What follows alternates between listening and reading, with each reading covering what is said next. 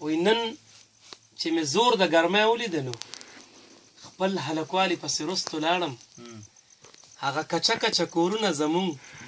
منم چې ډېره غریبي وه پکې خو بس په زړه باندې مالدار خلک وو هغه رښتونې وفادار خلک وو چې به ګرمي داسې په زور کې راغله سوکړه به راغله له کویان به وچ شو غره کې څاروي به مړه کېدله تندې یو خواته ښځو په خپل کور دننه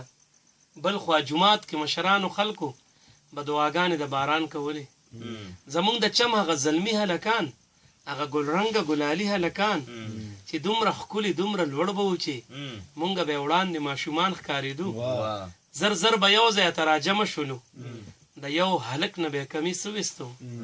بیا به د تک تور تبخي په تور کې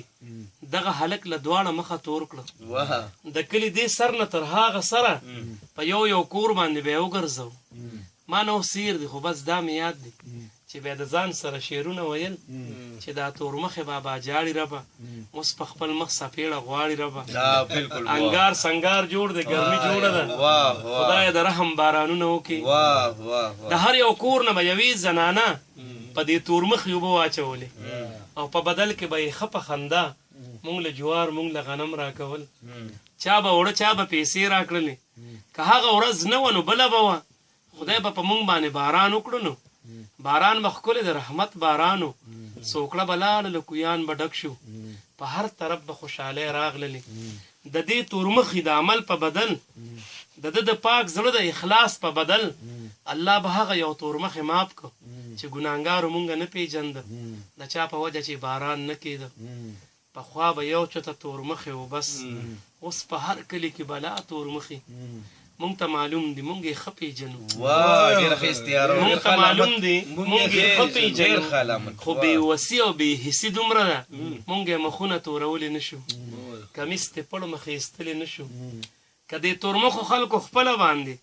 ځان له په خپله خپل مخونه تور کړل چې مختورن یم ګناهګار یم ربه زه د دې هر څه ذمهوار یم ربه نو پاک الله دومره غني بادشاه دی هغه د هر سړي توبه قبلوي هر څه به سم شي خوشحالي به راشي زمونږ په کلي کې سپرلي به راشي خالد دلته سوکالي به راشي هغه داسې و چې تورمخې بابا غواړو په مخ سپېړه غواړو یو موټی وړو غواړو خدای باران او هغې به هغه اوبه ونیستې په یو بل باندې دا مونږ هم ډېر کړي دي دا ما پخپله کړي دي بس تورمخې